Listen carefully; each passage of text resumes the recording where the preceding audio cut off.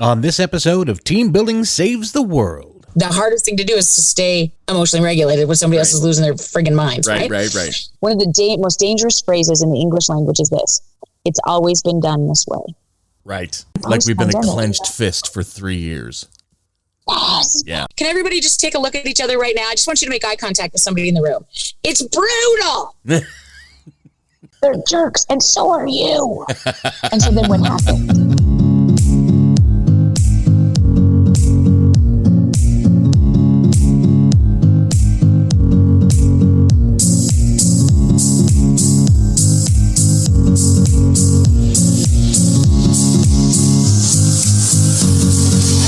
Hello, team. It's me, your old friend Rich Rinnensland, host of Team Building Saves the World, the show where I speak to thought leaders from around the world, discussing variable strategies and tools to help you and your team build a better work environment. And today, we'll talk about getting it together as we discuss disconnection with renowned psychologist, speaker, author, and CEO and Chief Happiness Officer of Dr. Jody Carrington Consulting, the Queen herself, Dr. Jody Carrington. But first, I need to share some love with my supporters at Team Bonding. If your team is ready to experience teamwork through the power of play, then visit teambonding.com to learn more. Now, team, join me in welcoming my guest, the author of such noted books as Kids These Days, A Plan for Reconnecting with Those We Teach, Lead, and Love, Teachers These Days, Stories and Strategies for Reconnecting and Feeling Seen, and Reconnecting in a Disconnected World. And Feeling Seen, Reconnecting in a Disconnected World. There it is, Dr. Jody Carrington. Hi, Jody. Oh, I love it when the crowd goes wild like that. Oh, yes. And I pay them well to do so for you. Thank you so much. Thank you. That's exactly what I needed today. Thank you so much for coming and joining us. Real quick, we have a lot to talk about, so let's start where I always like to start. Tell my team out there a little bit about yourself, how you got into this field, and what it is about this field that led you into the business side of it. Okay, I love it. So I grew up in a little town in Alberta, Canada, and I didn't know then that everything I needed to learn happened there. And for me, it all comes back to relationship.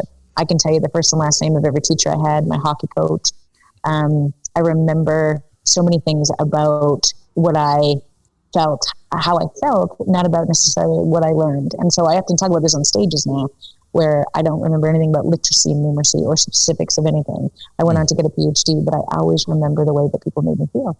And so I remember thinking, even as a very privileged kid in this little town, I know what I want to do for the rest of my life. I want to make people feel the way that a couple of my teachers were able to make me feel in grade school. Okay. And so my dad was very excited about this. He was like, you want to be a teacher? And I was like, no, I'm not a fan of children. I'm still not a fan. I have 3 of my own, so I'm kind of coming around. But what I know to be true, Rich, is that if the big people aren't okay, if leadership isn't okay, the people they're trying to get to places won't be either. And when I left there, I worked for our National Police Force. I was a civilian member of the Royal Canadian Mounted Police for a couple of years, learning what it looks like when organizations don't look after their people. And what happens when it's hard work, human services work, trauma work that happens. Right. If you don't look after your people, they can't continue to serve. And so when I got my PhD, I did 10 years on a locked psychiatric inpatient unit for kids because I became a child psychologist. And I started to learn about trauma and neurological processes. And we then got children of our own really too quick, 3 under 2. It was a test of my own resilience. But anyway, it's fine. I love them now. And so we moved to this little town to raise our babies where my husband grew up. And I started speaking to teachers, to hockey coaches, to farmers, to anybody who would listen about relationship and connection. And that turned into 3 best-selling books. And now I speak around the world and I have a little private practice. And the message is the same all the time. We were never meant to do this alone. And we've never been more disconnected. Excellent. Let's dig into it. Why are we so disconnected now? Obviously, there was the pandemic. That was a huge hit to everyone, including businesses, but individuals as well. All right. So there was a mental health crisis that was starting. I was so concerned about this as a psychologist prior to the pandy. And the pandemic just exponentially created that process like you've never known. Right. I was doing some studying. It said as early as 2018, people were talking about feeling disconnected. And I tell you why. You think about this is the first generation that we have been this disconnected. So I will tell you, despite the fact that we're neurobiologically wired for connection, if you disconnect from an infant, they die. The hardest thing you will do is look into the eyes of the people you love. So I don't know who created that secondary rule there, but we are neurobiologically wired for connection. But the hardest thing you will do is look into the eyes of the people you love. And we've never had this much proximity between us. Like, think about the square footage of the house that your grandfather lived in. Okay. And the square footage of the house in which many of us raise our babies. What's the difference? Gotcha. You know? And so retrospective data, this is what gets me every time. Retrospective data would suggest that our great-grandparents looked at their children 72% more of the time than we look at our babies. And you will never automate relationship. When I talk to organizations globally now, I talk so much about the fact that technological advances, the pandemic taught us that we can stay connected around this globe, but you will never automate relationship. Get your people back in the office. Okay. Connect with your people as much as you can. There's not a doubt in my mind that, yes, we need to be flexible and we enjoy, some of the freedoms that come with that. Right. And the price will be too great. Are we seeing that a lot of this is because, even when we are together, people are still doing this. They have their phones in front of their faces. They're blocking their view of one another from the screens. Is all of this adding to it? So is it the technology that's even separating us within the same rooms? Listen, kindness, empathy, compassion is a skill. And if you've never received it, you can't give it away. And if we are increasingly in this place where we are disconnected, we are losing access to the ability to develop those skills. And so small talk, being able to strike up a conversation, give a compliment, feels weird or awkward. And the less we get skilled at that, the less our babies are watching us do that. There's no script for that. Gotcha. So you can't tell a kid how to be kind or anti-racist or inclusive. You got to show them. I can't tell my team how to do the things that I want them to do as effectively as if I show them, right?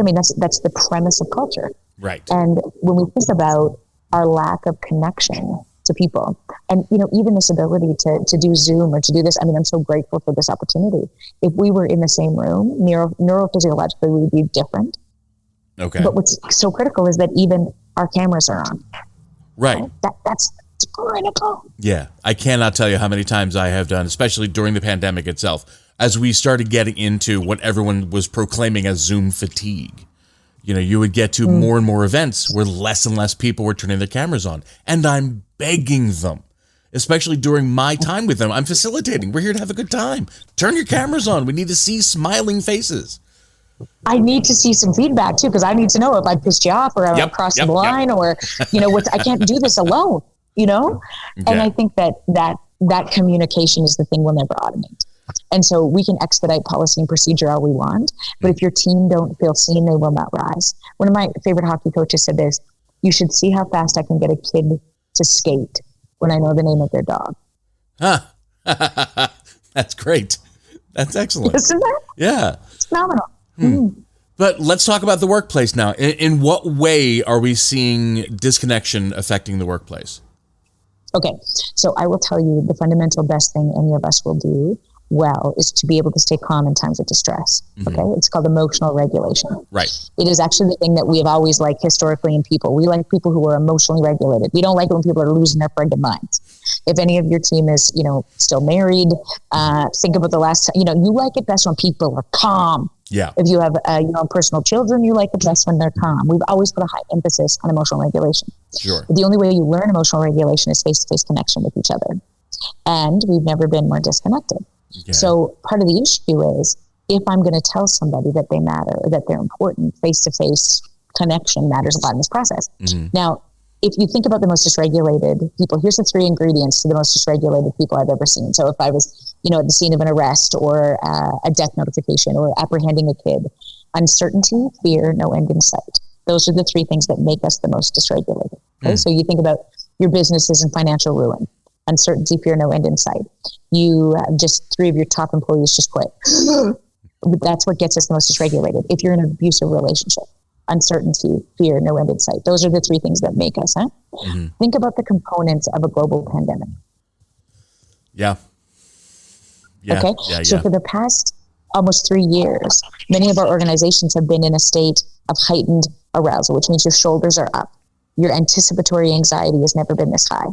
Okay. And it leads to this concept that Freudenberger came up with in 1974 called burnout. Right. And it's the thing people want me to talk about the most these days. And it has nothing to do with the pandemic. Freudenberger is a German psychologist, dead guy, who came up with this in 1974. Okay. It's older than me. And he said, here's the definition of burnout. When the resources outside of work intended to fill your soul are not greater than the ones that get sucked from your soul at work, you'll burn out. Okay. Shocking. And so basically, if you don't put gas in your car, it stops going. If you, as an entrepreneur, if your expenses don't every once in a while become less than your income, your business fails. Same. Right. And for a long time, from an organizational perspective, we haven't understood this. If you don't look after your people, they will not be able to serve.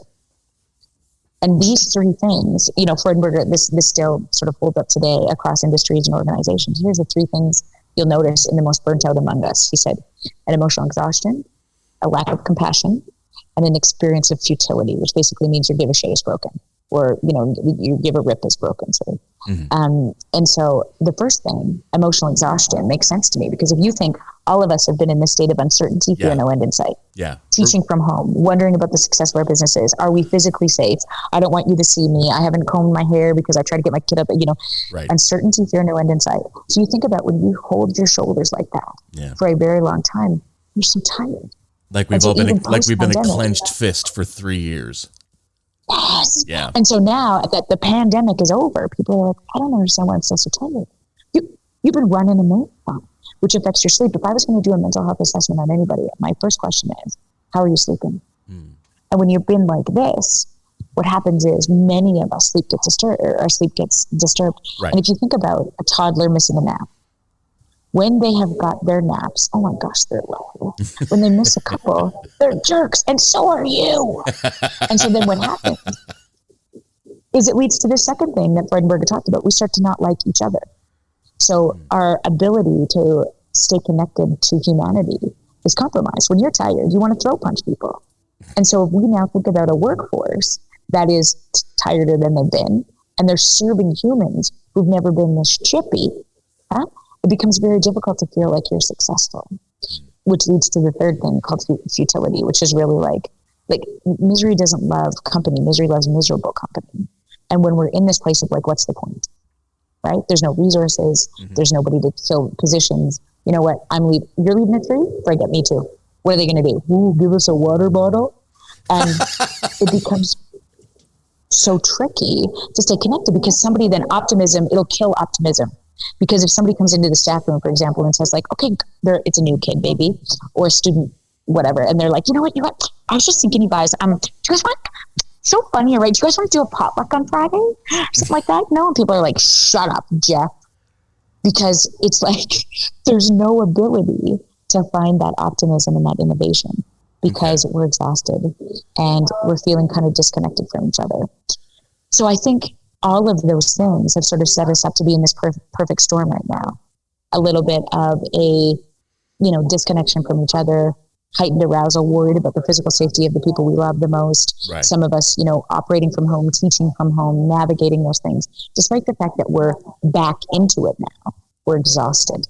And you can't address what you don't acknowledge. We really just want people to be okay, right? We've always wanted people to be regulated. So we do a lot of this. You're good? We're good. It's good. We're good. We're good. Oh my God, I love my marriage. Oh, I love it. It's so good. We're good. Oh, this job's so good. Right? Because we don't want to be the dysregulated ones, but we are. Right. And let's say that I'm a mid-level manager in a corporation. What signs can I look for my employees that they're feeling disconnected? Short of throat punching each other, let's find an earlier stage that I can help them to find. So, if we always take a step back for me, it's like we often care the most for other people. And if I were to think about, 3 criteria or 3 focuses moving forward, it would be in this order. You, the people on your team, and then the people you serve, in that order. Okay. So if I wake up in the morning and many of us do this, like, including me, Rich, before we even put our feet on the floor, we're scrolling other people's lives. We're in a state of comparison. We think even before we take our first breath, oh my gosh, what's for supper? Holy, I got to get this report in. Oh my Jesus, why didn't I have a conversation? and our shoulders are up before we even get our feet on the ground, Right. And then the people we love the most are asking us for things before we even leave, right? Like, Mom, is my lunch ready? Did you put gas in the car? And you're already like, zip it. And so part of the issue is, I want you to think about where your shoulders are. Okay. How much have we lost access to sort of why you're doing this? Because, I mean, whatever we do in our organizations, it is just a job. Right. We are remarkably replaceable. And so when we lose sight of those things, what happens is we tend to lead from a place, try to build culture from a place where we're on edge. That's never an effective starting point. So you matter most to me than anybody. Then it's the people you serve with, right? How do they feel seen, right? What are we doing in the run of a day to check in? Because we want to fix problems, particularly as leaders, and we forget the most critical piece, which is this thing called acknowledgement. Okay. Can I hold space in the middle to just notice, how you doing today, Rich? I'm so glad you're here, right? How did it go last night at that game, right? How is the dog? Oh my God.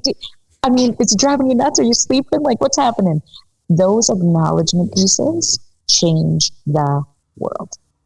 And it doesn't mean that I'm not going to have to give you critical feedback, or that we're not going to have a hard conversation, or that, you know, I'm so interested in how exhausted you are with a certain client.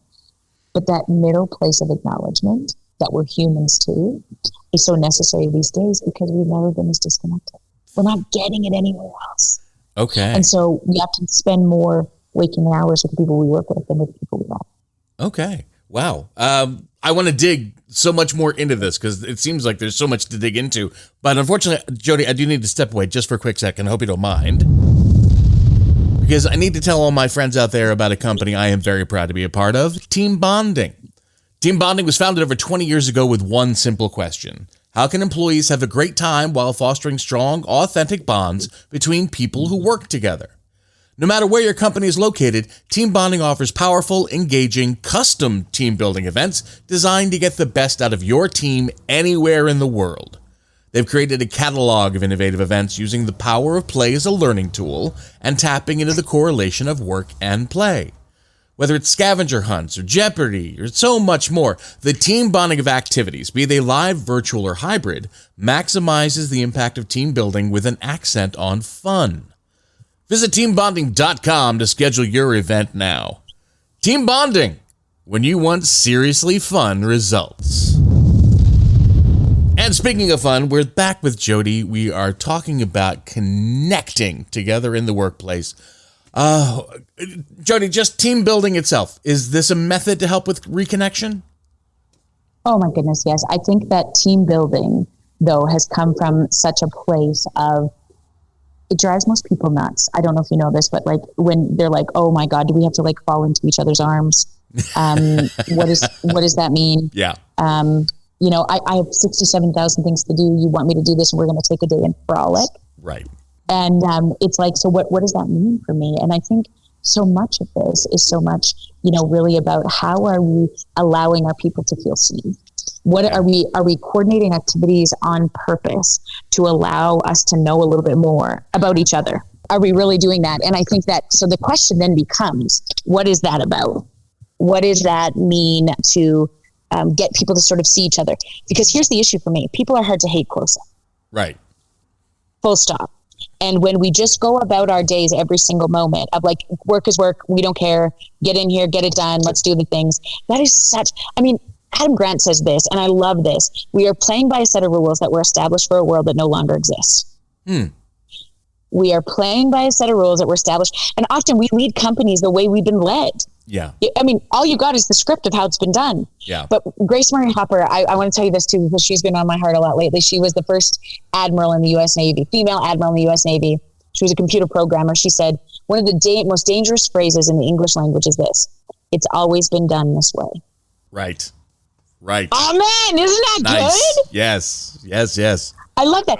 So when we're thinking about, you know, when we want our people to be most productive, when I want you to be most productive, when I want my children to be most productive, I know that there is that middle place of, I got to see them. I got to acknowledge them. I got to feel like they matter. They got to be acknowledged. They got to know that I value them in some way. Right. And I'm going to have to dig pretty deep with some people, because the people who need it the most are the hardest to give it to. How can they do that, though? Are there methodologies that leaders of industries can take that will Absolutely start this already? Okay, so two things that get me right out of the gate all the time is this idea of empathy. And we throw this word around like it's easy. Yep. It's not. Most people suck horrifically at empathy. And it is empathy requires nothing other than you to try to deeply understand another person's perspective. You don't have to condone it. You don't have to be on their side. You don't have to believe it. And the more different people are from us, the harder it is to give them empathy. Right. Which means I'm going to suspend judgment, which we're really awful at as humans. Right. And step into your shoes and try to understand what it might be like to be you. Empathy is a place where it just sort of, I want to get other people's perspective very quick. That's what I want to do. I want to understand what it's like to be you. Okay. And oftentimes when people don't work hard enough, or we don't think they're committed enough or loyal enough or getting their stuff done enough, we lose our access to empathy. Okay.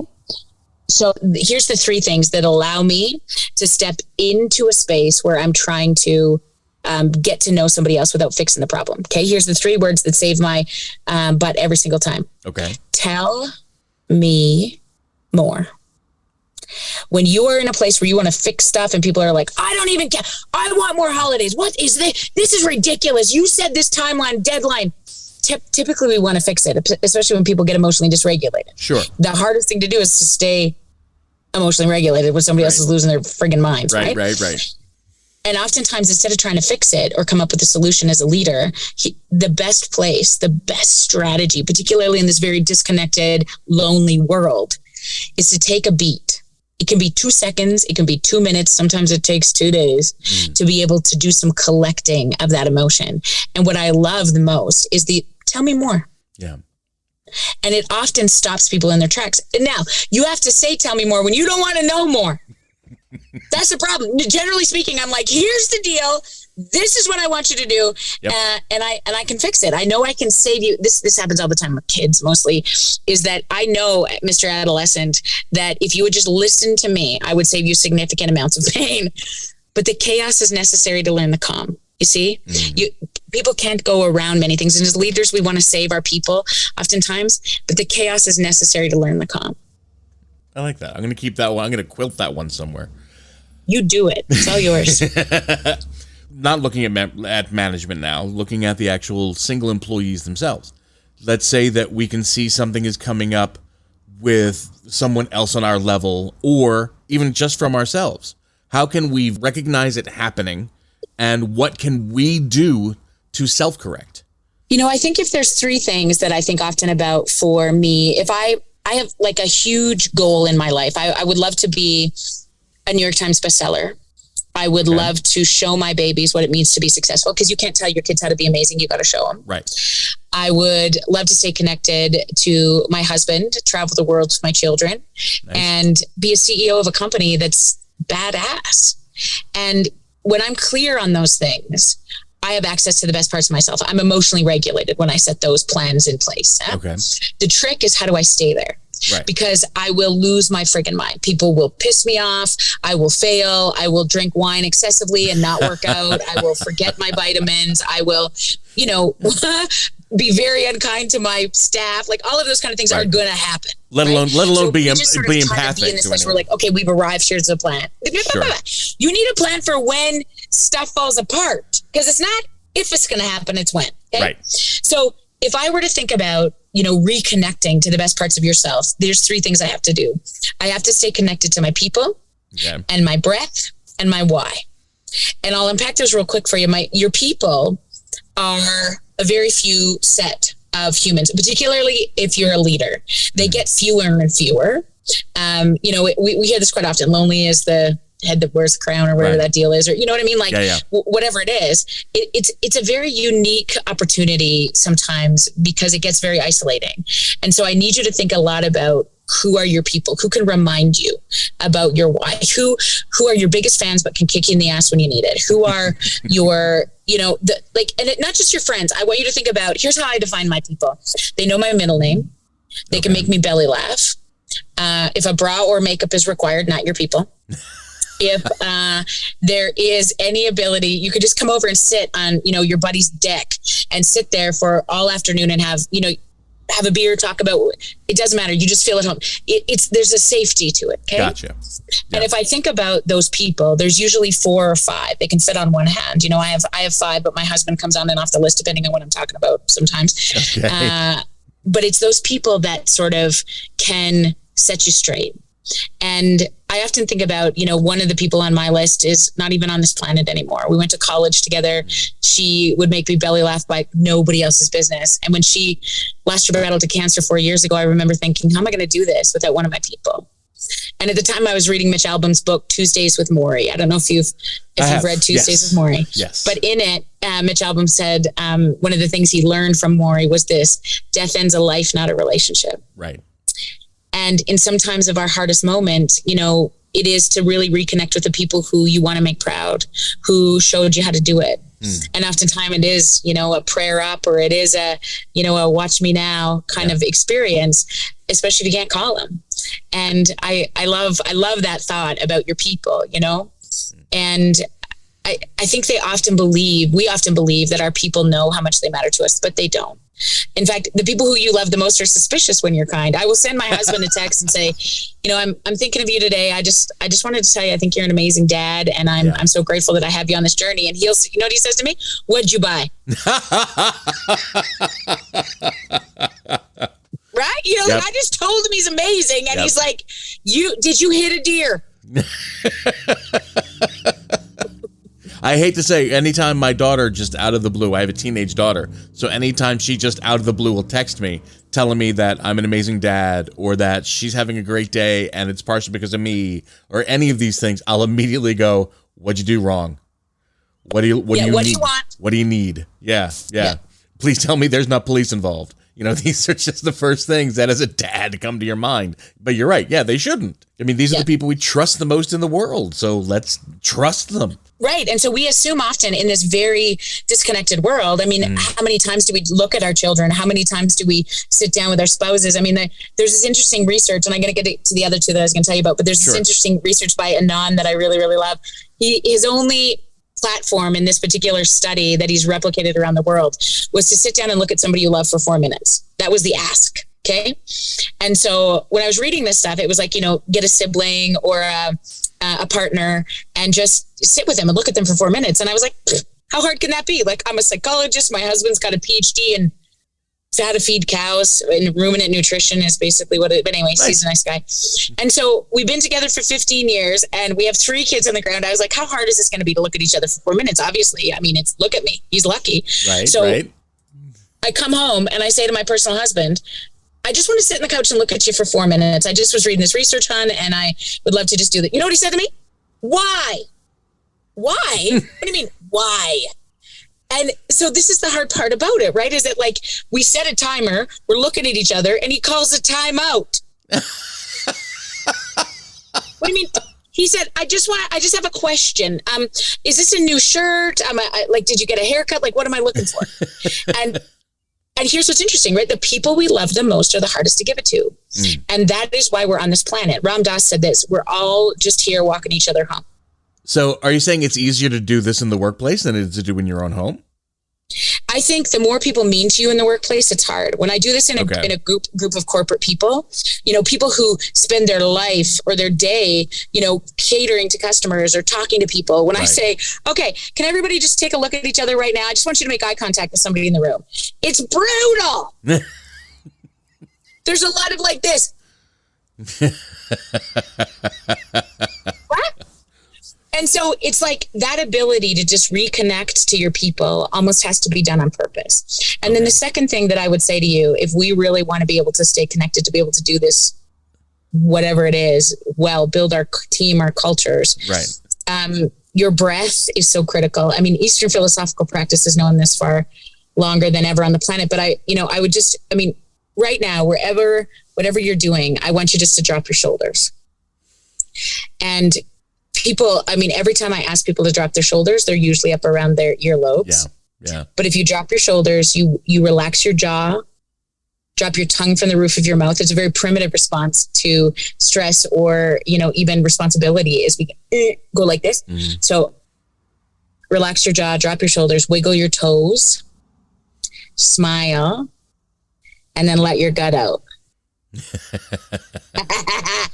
That's a relaxed body, and we spend very little time there, especially when we're responsible for humans and budgets, and and that's just at work, let alone what happens when we leave work, right? And so here's the thing I would offer you today. Put on a sticky note on your car, on your bathroom mirror, on your computer that just says drop your shoulders. And every time you see that, I promise you, it will bring your body back to that state, decrease your cortisol. And if you can find somebody in your team who's really funny and you can belly laugh once, if you got really duds for colleagues, Google a comedian or something. But if you can belly laugh once a day, drop your cortisol and increase your oxytocin, woo, we are going to be cooking with gas. And then the third thing, really that I talk a lot about is really sort of getting back to your why. Why? What is it all for? Okay. And, I gave you that Ram Dass quote because, I keep his words in our office, in our boardroom. And it's really this idea that we're just walking each other home. And in any service profession, you are often there to assist. You become a walker. And if you're really good at it, people want to spend time with you. People want to invest in your company. People want to work for your team. And I think that's the single most important thing. It doesn't mean that everybody will always be a fit, but it means that if that's what you can get back to in times of distress, you'll be okay. And so will the people you work with. You had already mentioned how you wish everybody would be back together in the workplace, in the actual office. But we still have a lot of people working from home. Because not only was there the great resignation, there was also the great migration. As during the pandemic, people moved to make themselves closer to the family, farther away from work. So what can we do for those people who are stuck 3 weeks out of 4, away from the office, away from their coworkers? Yeah. And I think, stuck is a really interesting word because some people really love it. They choose it. Or it is a requirement of their job. You're a virtual assistant or you're on the road, or you're sales. doing all those things. Yep. I want to be clear that, some organizations can't operate any other way than virtually. Mm-hmm. And so if I had the opportunity to create a company, and in our company, what's so critical is that we spend as much time face-to-face as possible. And if I can't see you, if I have an opportunity to jump on a Zoom call, I'm going to take it. Okay. Over an email, far over a text message, right, because we lose context. And so if I have a very remote or virtual team, scheduling meetings where, you want to come back together with each other, where you want cameras on, is so critical, where you want cameras to be in front of people with light on their face, not all of those things, keeping your camera at eye level. Yeah. All of those things that allow your people to see you becomes really critical. And I think that, one of the questions I often ask in meetings, and my team really hates it, which is why I do it all the time, is why am I lucky to have you? Okay. And if we had to hire again, why would I choose you? Tell me why you're amazing. And it's really easier, for people to do that for each other. But when they have to start to get to their, to their place, and then it really allows you as a leader this opportunity to be like, and here's the 57 other things. Nice. Okay. Jody, thank you so much for coming on. I've had such a wonderful time talking to you about this. First off, you are charming and amazing, but your knowledge about this has just been spot on. Is there anywhere that my team can actually go to find out more about you, especially where they can go to pick up your books? Yeah, we're on Amazon and, anywhere, Barnes & Noble, anywhere that you can get books, you can get any of them. Feeling Seen is the one that just came out recently, and it's really all about, how do we stay connected in this lonely world? I think it would be a great investment for your whole team. I'm just saying, it would be such a nice, when you acknowledge them, they rise. Remember that? Yeah. But yeah, we're on Instagram and social. And I just created a course called Leaders These Days that we're going to launch here right away, because I think this is such an isolating experience that, there's not, very few of us are trained to be leaders. We get into our organizations or our businesses and we become them. Right. And I'm a psychologist by training. Right. And when I have a team of 25 people, I have got it wrong more than I've got it right, whatever that looks like. but it's really about where do we land. And I that's what I love about this podcast. I was so honored that we got to make this work, because I think it is such a rich resource for so many people, where it can be just such a lonely place to try to figure out, when people quit on you, or you have to fire them, or you have to set those limits and boundaries. How do we look after you? Because it's going to happen in this world. My team, please give it one more time a big round of applause for Dr. Jody Carrington. Oh, that was extra big round. There you go. They love you. But I hope you continue to love us, because it's time to step into my speed round.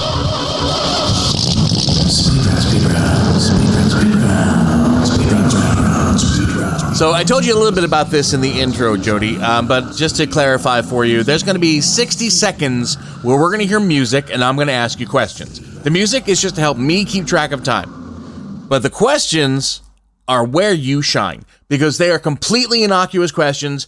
The objective is to answer as quick as you can, right off the top of your head.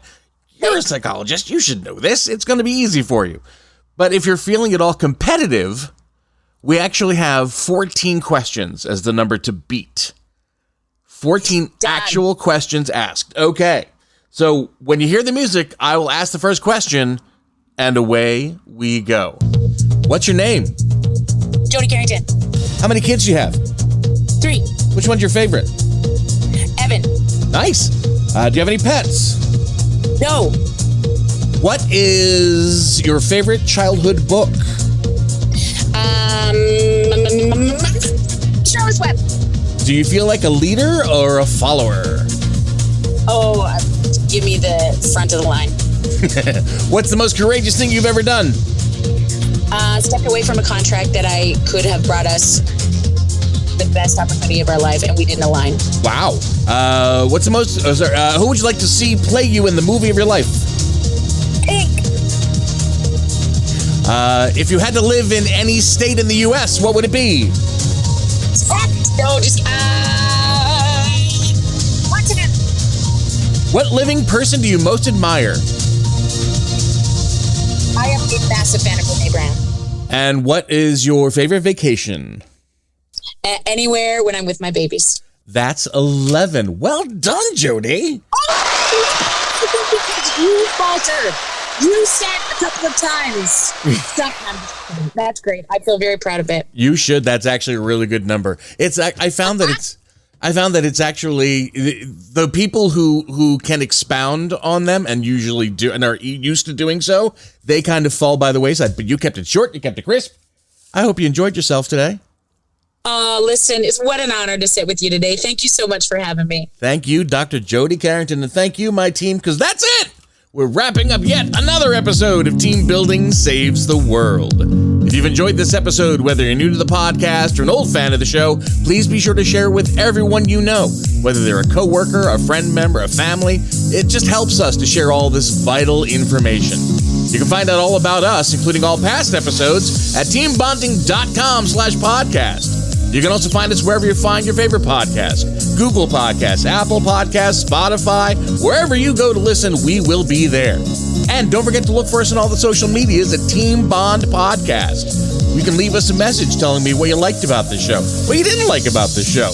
If you have an idea for a future episode, I want to hear from you. So go find us, Team Bond Podcast. So, my friends, before we say our farewells for this episode of Team Building Saves the World, please never forget, if you are within the sound of my voice, you're on my team now, and I am forever going to be on yours. So long, team. I'll see you next time.